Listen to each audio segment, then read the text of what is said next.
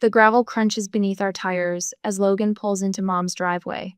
Through the car window, I watch the autumn leaves spiral down from the maple trees Dad planted 20 years ago. My stomach tightens. "Just dinner," I whisper, more to myself than to Logan. He squeezes my hand. "Just dinner," he echoes, but his eyes tell a different story. After 3 years together, he knows my mother's nice family dinners are rarely just that. Mom's house stands pristine, as always white trim freshly painted, walkway swept clean of leaves. She appears at the door before we reach it, wearing her pearl earrings and a smile that doesn't quite reach her eyes. "There's my girl," she says, embracing me with the faint scent of her signature Chanel. "And Logan, so good of you to come." The dining room glows with candlelight. Dad's portrait hangs over the sideboard, his eyes following us as we take our seats.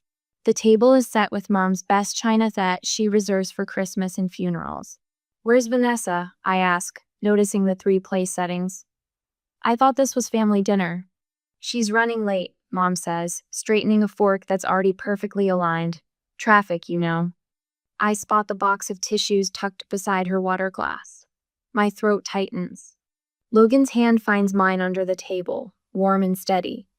Mom serves Dad's favorite meal pot roast with carrots and potatoes, the meal she made every Sunday until his heart gave out 6 years ago. "So," Mom says, pouring Merlot into crystal glasses, "I wanted to talk about some wedding complications that have come up." The wine splashes a little too high in her glass. She doesn't look at me. "What complications?" I ask. "We've had the date set for months." "I know, honey." She arranges her napkin in her lap. "But family traditions are. Your father always said weddings should be simple affairs." I take a sip of wine to keep from responding. Dad had said no such thing. He talked about my wedding day since I was 5 years old, spinning tales of fairy lights and dancing until dawn. "The thing is," Mom continues, her voice softening, "Vanessa is still so fragile after what happened with Eric." A calculated tear slides down her cheek. She dabs it away with a crisp white handkerchief. "Mom." 3 months, she interrupts. 3 months since he left her at the church. The invitations had been sent, the dress was fitted, and then nothing. She shakes her head. "Her heart is still in pieces, Kara." I set my fork down. The roast turns to ash in my mouth. "What exactly are you asking?" Mom reaches across the table, her fingers cold against mine. "Would you consider postponing until next spring, or maybe just a courthouse ceremony? Something small, private?" The room tilts sideways. I close my eyes and suddenly I'm back in Riverside Gardens. Logan kneeling before me, his grandmother's diamond catching the late afternoon sun. His voice steady. "Kara Elizabeth Bennett, will you build a life with me?" That night, we'd marked the 12th of November on our shared calendar with a red heart. I'd called Mom immediately, words tumbling over themselves in my excitement. "That's nice, dear," she'd said. "We'll talk details later." The deposit for the garden venue $5,000 non-refundable dollars paid the following week. In the weeks since, I've listened to Mom's increasing comments about Vanessa's fragile state, watched her tuck our invitations beneath magazines on the coffee table, felt the weight of her sighs when I mentioned flower arrangements. "Kara," Mom's voice pulls me back. "It's about loyalty during hard times. Family comes first." Logan's jaw tightens beside me, but he remains silent, watching Mom's practice performance. The front door opens. Vanessa steps into the dining room, her timing impeccable. Her eyes are rimmed with red, her blonde hair pulled back in a severe ponytail. She looks fragile and wounded, exactly the image she wants to project. "Sorry I'm late," she says, not sounding sorry at all. She doesn't hug me or acknowledge Logan. "I couldn't find parking." She sits across from me, folding her hands on the table. I didn't want to have this conversation, but some of us need to think beyond our own selfish choices. Mom instantly reaches for Vanessa's hand. "It's okay, sweetheart. You're among family." Vanessa continues, never once saying my name. "November weddings are terrible anyway. So cold, so dreary." She glances at me. "I checked with your venue. Their cancellation policy isn't too harsh if you act now." The realization hits me like ice water. This isn't dinner. It's an ambush. I set my wine glass down with a decisive clink. My wedding, I say, each word deliberate, is happening in November as planned. Vanessa's mask slips. So my pain means nothing to you? After all I've sacrificed for you. Mom's voice rises. Logan stands, his hand finding mine.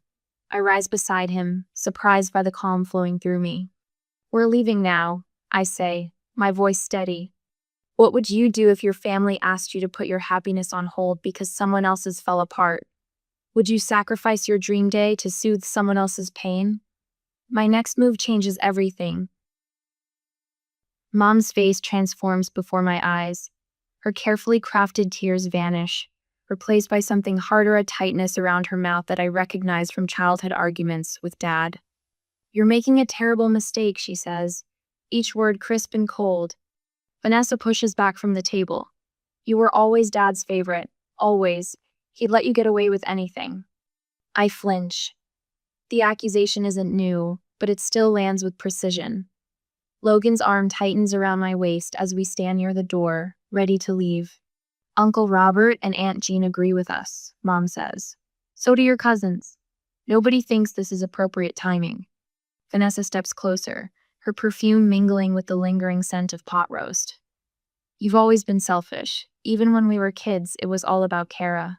If you go through with this, I won't be there, Mom announces, her voice flat with finality. That's your choice, I manage, surprised by the steadiness in my voice. The drive home passes in silence. Streetlights flash across Logan's face, illuminating the muscle working in his jaw. I stare out the window at passing houses' families inside, eating dinner, watching television, living normal lives where mothers don't ambush their daughters. My phone buzzes at 6:17 the next morning. A text from Cousin Beth. Just heard about the wedding drama. Why would you do this to Vanessa after what she's been through? Mom said Aunt Denise is devastated. I sit up in bed, sleep evaporating. Another buzz. Vanessa's been crying for days. How hard would it be to just pick another date? Logan stirs beside me. What is it? I show him the phone, his eyes narrow as he reads. Days? We just had this conversation last night. The realization hits like ice water. She's been talking to everyone. For weeks. After Logan leaves for work, I drive to Mom's house on impulse, using the key she doesn't know I still have. The house is empty. Thursday is her volunteer day at the hospital gift shop. In her study, the drawer of her antique desk sticks as it always has. Inside, beneath a stack of insurance papers, I find the Moore wedding RSVPs. Envelopes opened, responses removed. Some marked with small pencil notes in Mom's handwriting, call later and might change. I check Instagram on the drive home. Vanessa's latest post shows her staring wistfully out a window, coffee mug in hand. The caption reads, "When someone you love chooses selfishness over compassion, it reveals who they truly are." 47 sympathetic comments below, 3 from our cousins.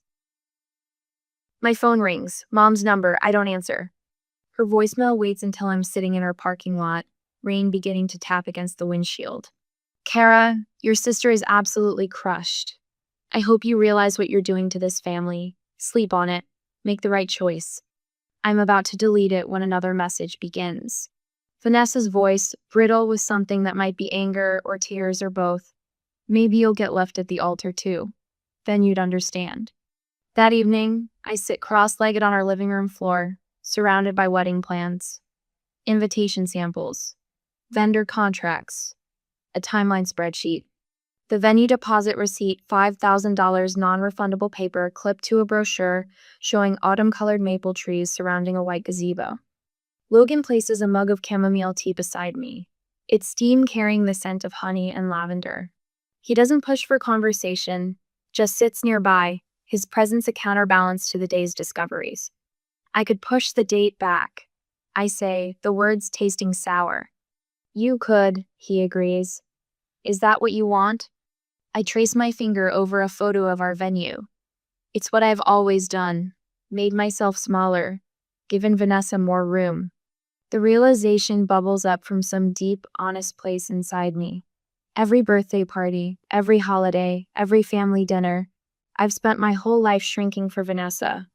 I reach for our framed save the date card and place it deliberately atop a stack of old family photos mom, dad, Vanessa, and me at the beach 15 years ago, all squinting into the sun. Not this time, I whisper. The decision settles into my bones, bringing unexpected peace. My phone rings Dad's sister, Aunt Carol. I heard what happened, she says without preamble. Your father would be proud of you, sweetie. He always said you had more backbone than anyone gave you credit for. After we hang up, Logan's parents call to offer their guest room for any displaced relatives. Then my best friend Mia texts that she's coming over with wine and bridal magazines. My youngest cousin Zach sends a message. You're doing the right thing. I'm with you. I hadn't realized how terrified I was of standing alone. The next morning, I draft the email 3 times before I'm satisfied. Professional, respectful, firm. Mom and Vanessa, after careful consideration, I want to be clear that our wedding will proceed on the 12th of November as planned. This date holds special meaning for Logan and me, and we've invested both emotionally and financially in this timeline. I understand Vanessa is going through a difficult time. I'm truly sorry for her pain. However, postponing our celebration won't heal her heartbreak, and it isn't fair to ask us to put our lives on hold. I love you both, but I've decided it would be best if you don't attend the wedding. The day should be filled with people who support our union wholeheartedly. When you're ready to respect my choices and boundaries, I'll be here. Love, Kara. My hands tremble as I hover over the send button.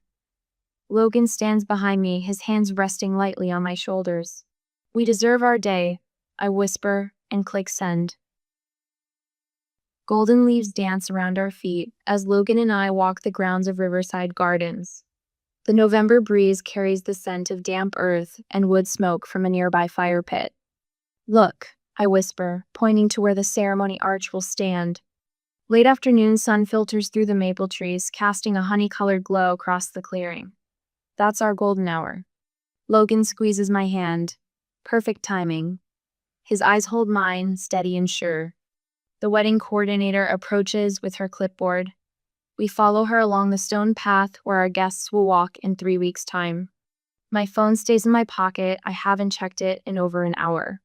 A small victory, Logan notices with a slight smile.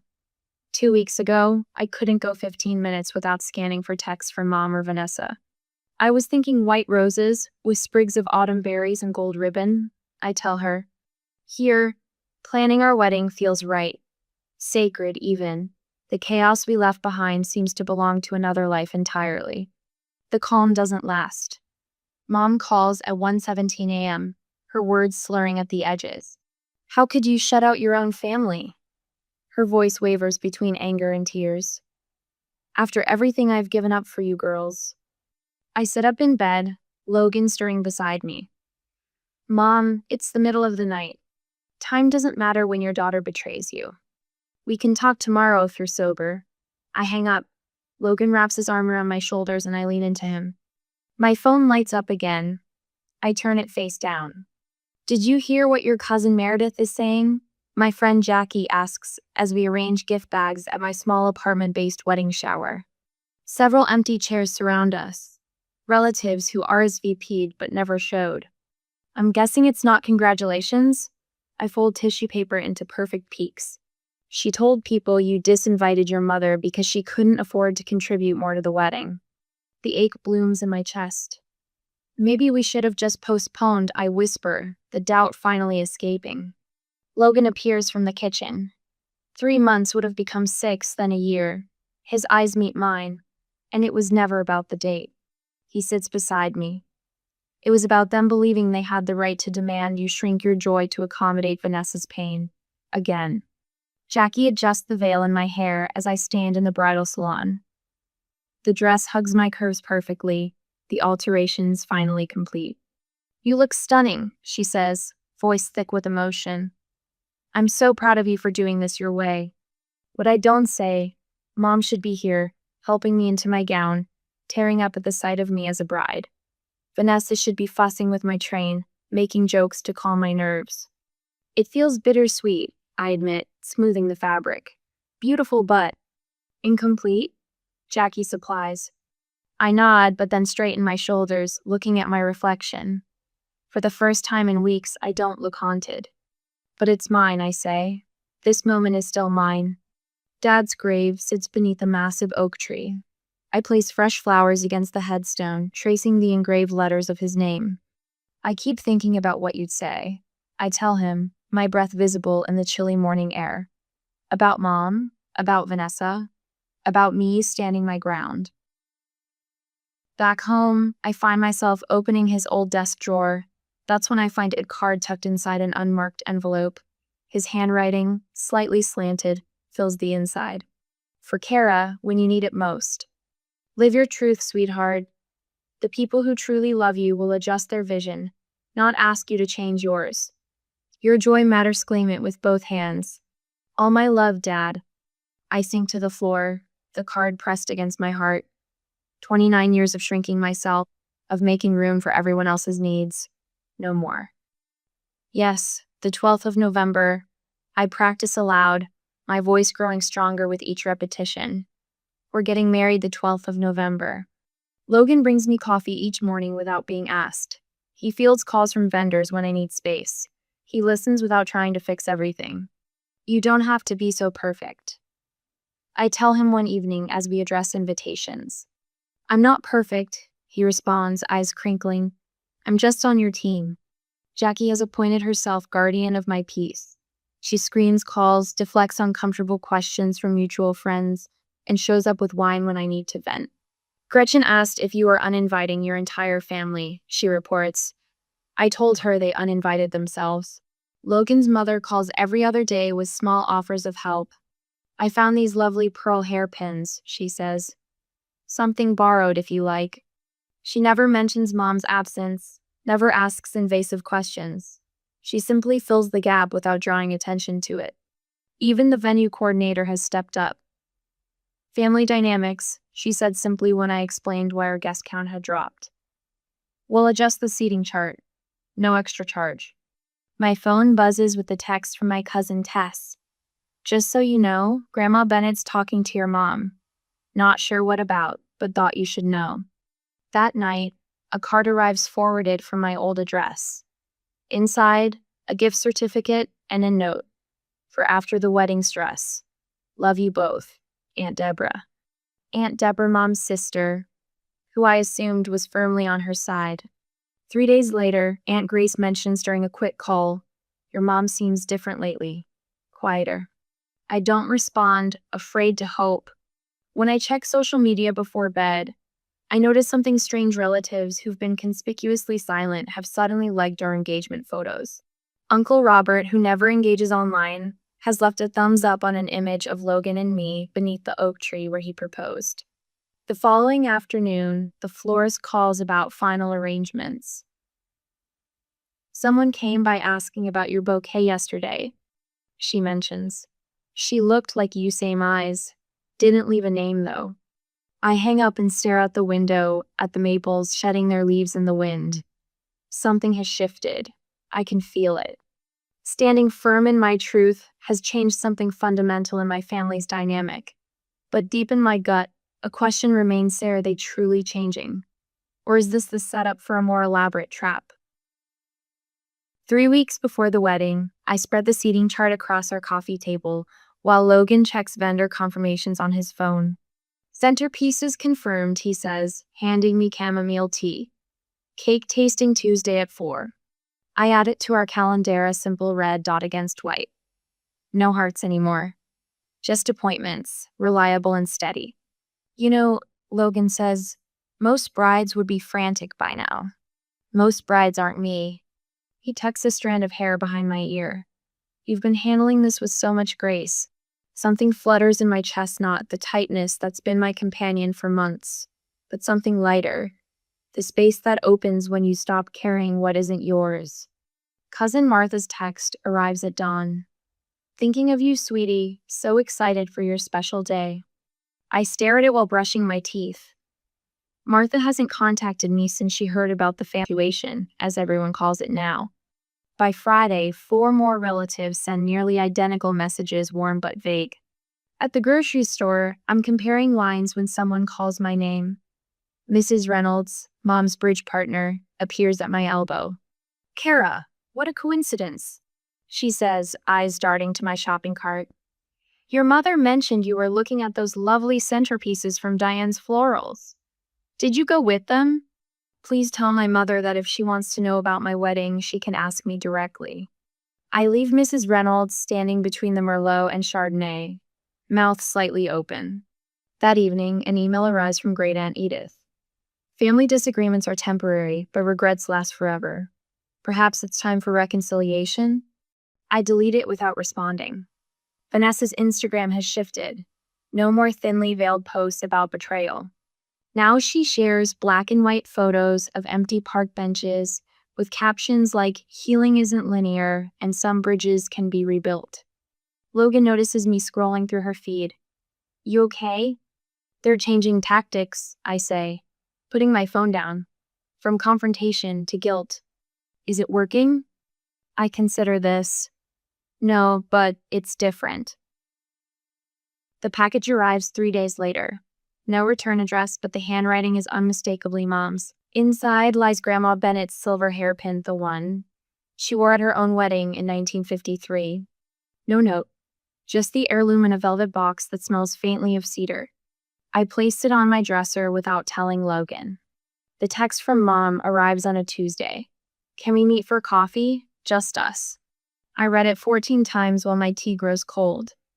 Logan finds me still staring at the screen when he returns from his run. She wants to meet, I say, showing him the message. What do you want to do? I don't know. You don't have to decide now. But I do. This limbo is exhausting harder in some ways than the clean break I'd imagined. I stare at the maple trees outside, their leaves turning gold and crimson, Dad's favorite time of year. I'll meet her, I decide, but on my terms. Public place, time limit, and you'll know exactly where I am. Logan nods. I'll support you either way. Just be clear on your boundaries. I type, Rosewater Cafe, Thursday at 2. I can stay for 30 minutes.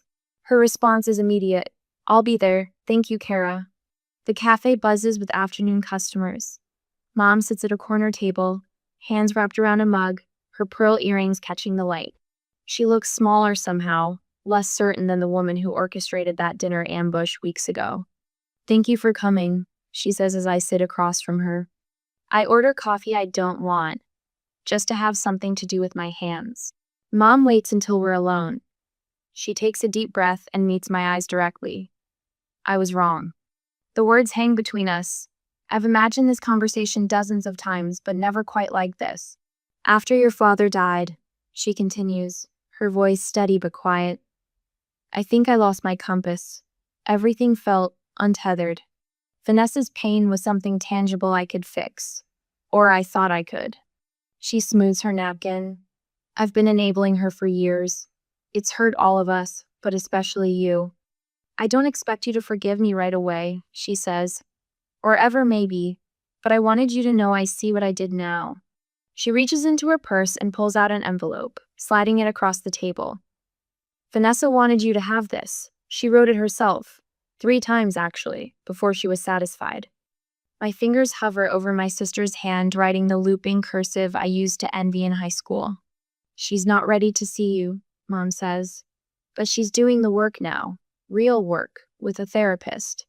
I slip the envelope into my bag without opening it. Inside, I know, Vanessa's handwriting fills 3 pages. A letter admitting her pain, her jealousy, perhaps even that she rushed into marriage to compete with me. Mom watches me carefully. Your wedding is going to be beautiful, Kara. With or without us there. For the first time in years, the silence between us isn't heavy with expectation. Just possibility. The envelope weighs in my bag. After everything, would I welcome my family back at my wedding day? Or protect my peace and move forward without them? I don't know the answer yet, but for the first time, I feel like either choice could be right. The kitchen clock reads 2:17 a.m. Logan sits across from me at our tiny breakfast table, his reading glasses perched on the end of his nose. Between us, Vanessa's letter lies open. The 3 pages spread flat under the glow of the pendant light. "What are you thinking?" Logan asks, his voice gentle in the stillness of our apartment. I run my finger along the edge of page 2, where Vanessa's handwriting grew smaller, as if she'd been afraid of running out of space for all she needed to say. I don't know what to think. My stomach knots itself tight, then unravels. Relief tangles with hurt, hope wrestles with hesitation. Part of me wants to believe her. Logan removes his glasses, folds them carefully. The question isn't whether you believe her, it's what you want to do with that belief. I push away from the table and cross to the living room window. November moonlight spills over the rooftops. Our wedding is 16 days away. We need boundaries, I say finally. The word tastes strange on my tongue for 29 years. The Bennett family vocabulary never included it. Clear ones. Logan retrieves a notepad from the counter. Like what? No drama, I begin, watching my breath fog the glass. No making the day about Vanessa's broken engagement. No guilt trips from Mom. Logan writes each item down in his precise handwriting. The scratch of pen on paper fills the silence. They need to respect our choices, the venue, the guest list, everything we've planned. My voice grows stronger with each word, and I need emotional space. No suffocating hugs or tearful reunions until I'm ready. He nods, continuing to write. What if they can't do these things? I ask, turning back toward him. Logan sets the pen down. Then they don't come. That simple? Not simple. He reaches for my hand. But necessary. Forgiveness doesn't erase what happened, Kara. It just reshapes what happens next. I squeeze his fingers, warm and solid in mine. For the first time, I glimpse the possibility that healing might exist, not in forgetting the ambush dinner or the weeks of hurt that followed, but in choosing my own peace regardless. The next morning, I draft the email 3 times before sending it. My laptop screen glows with carefully chosen words appreciative of their letter, firm about my expectations. The wedding will proceed as planned on the 12th of November. You're both welcome to attend, but only if you can come with kindness and respect.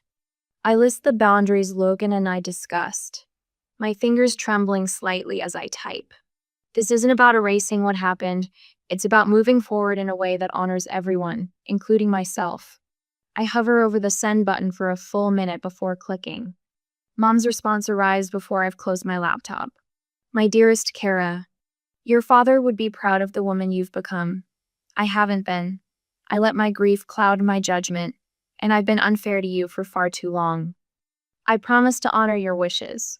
I'll be there, standing tall and dry-eyed, celebrating the beautiful life you and Logan are building. With love and deepest gratitude for this second chance. Mom. I read it twice, searching for the manipulative undertones I've learned to detect. Finding none, I set my laptop aside and wait for the tears I expect, but they don't come. Instead, a curious lightness spreads across my shoulders. Vanessa's reply arrives 2 days later, a single line that makes me smile despite myself. I'm still not sure I can face it, but thank you for leaving the door open. The garden venue glows with autumn warmth when we arrive for the rehearsal. String lights twine through maple branches. Candles and hurricane lanterns line the stone pathway. The florist has outdone herself with arrangements of rust-colored mums and golden roses. Logan's parents greet mine with cautious warmth. Mom stands just slightly back, her hands clasped at her waist, neither demanding attention nor shrinking away. When a cousin arrives with a question about seating, I brace myself.